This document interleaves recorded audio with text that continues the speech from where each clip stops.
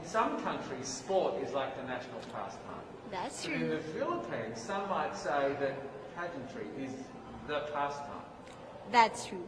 You know what? In the Philippines, we have pageants all over the places. Yes, we have pageants in the barangay, in school, national, local. That's why we really love Miss Universe. It's like it's giving pride and putting the Philippines back on the pedestal. That's why there's an added pressure as a candidate coming from a pageant-loving country. But it's a good pressure. I always look up to our former Miss Universe Philippines. They really did well in the competition. And now this is my time to show who I am, to offer what Rabiya can show to the rest of the universe. So I'm very happy, and at the same time, I'm excited to make all my kababayans proud, and hopefully I do. You know, when I was a young girl, I used to watch Miss Universe on the television, and I thought, it's so far, it's so big, I can never get there. But to actually be here right now, knowing that in just a couple of days I'll be on that stage, whew, I'm just so incredibly happy, and to be representing for my home country, Thailand. I'm in awe, I'm in shock, and it's the best feeling in the world. I'm so blessed to be here. And I cannot wait to be on that stage and really perform and make my country proud. Why do you think it is that the Philippines love pageants? They have appreciation for beauty. We do love pageant because we used to think that we wanted to be included in the world. I have to be honest, in the Philippines, my skin color used to be not the standard of beauty. I was obsessed whitening my skin because these are the kinds of beauty queen we see on the mainstream. But things were different now. That's why I'm very proud to be a morena. In the Philippines, we call it morena. It's brown skin girl. And to be able to represent, my color, my identity as a true Filipina. Well, first of all, congratulations. How does it feel to be here? Thank you. It feels amazing. I cannot believe that I'm here. With the COVID situation, I'm so glad that we're all here and that there's so many girls that are able to be a part of this competition. And what it makes me realize is that the world isn't that big. When you see all the girls in the auditorium together from different countries, and everyone is so nice and so lovely, they're so warm. And I can't wait to get to know everyone. And also it's so unique to see that everyone was born into such different cultures, different languages, but we're all here together to tell our stories. Tell me about your journey to being crowned Miss Philippines. In a world in a country, I should say, that loves pageants. That must have been a very intense process. Tell me about, your journey to being Miss Philippines. Well, my journey was crazy. You know what?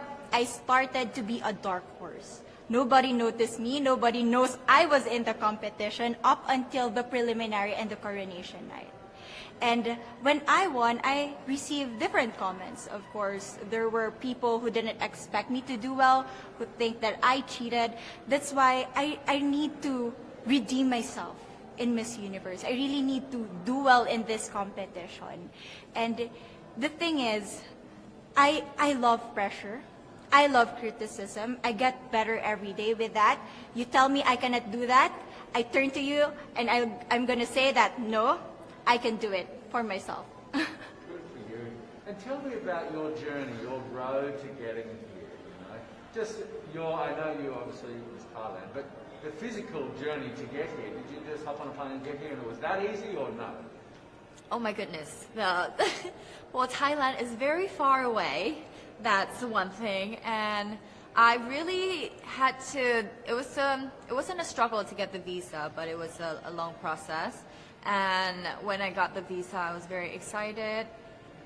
But the journey here, the physical journey, if you can believe it, it was more than 30 hours, all the way from Thailand, yes.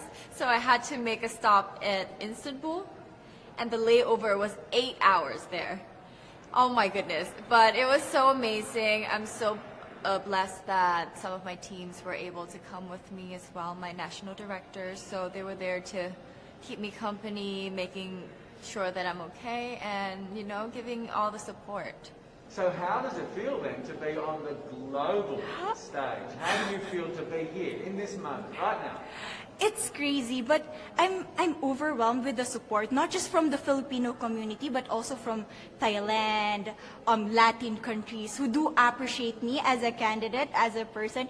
It motivates me that I am beautiful. I can offer so much in this world, and when somebody believes in you, it gives you that extra energy to really do well and perform well. And in a world of COVID where you can't have family and friends, come with you potentially, Yes. how important is that support here on the ground? How important is it to know that, people at home are behind you?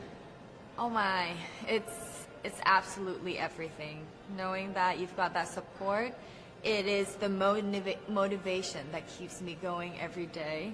Every time I see a message online and they're saying that they're supporting Thailand, and it's so nice to see the nation coming together to support their candidate, to support their representative, and it's just how a country thrives.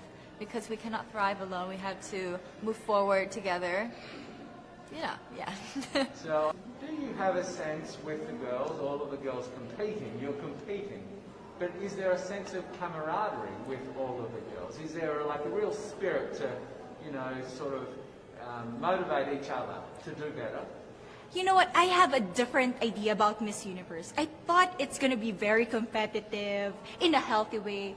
Well, of course. But now I can see every girl helping each other. From fixing those hairs, from trying to zip up those outfits. It speaks of the closeness and the kind of camaraderie that we want to have.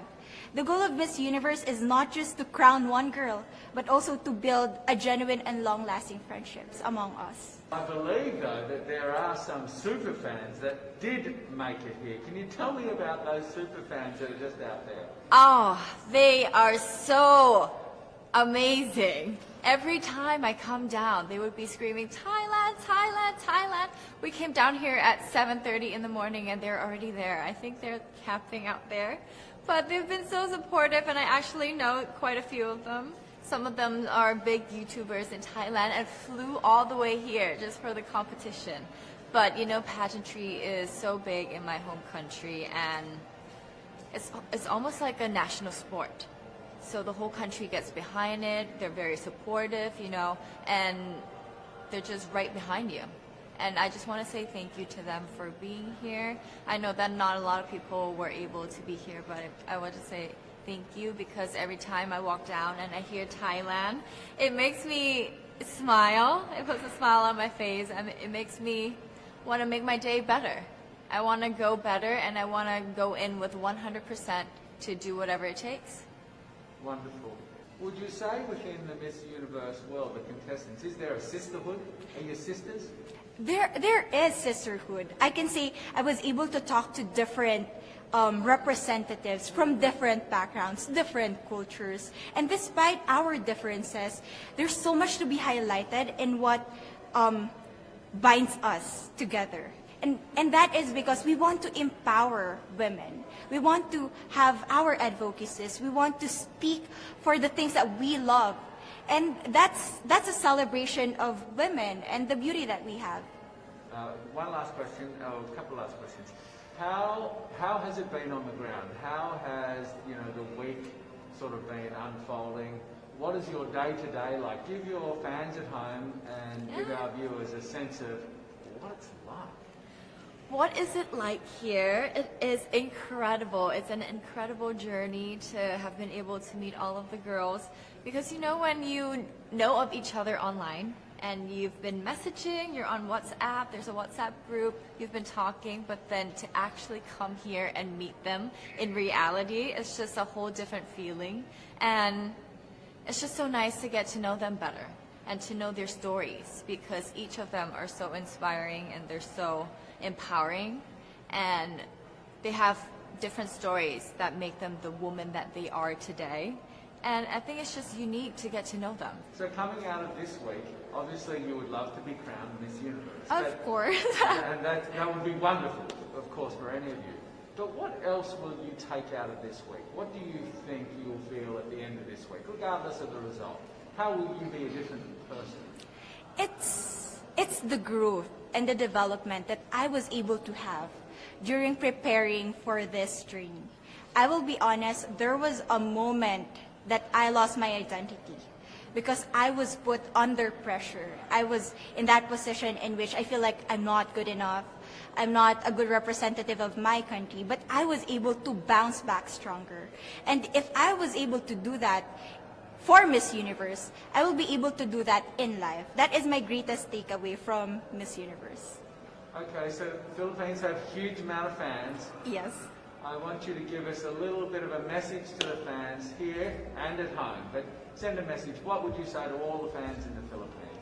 To all my fans from the Philippines and from all over the world, maraming salamat po. Thank you so much for loving me and for believing in me. It means a lot to somebody who is so naive in this industry, who has no idea how to become a beauty queen on the first day of my journey. But because of your love and support, I was able to be the woman that I am today.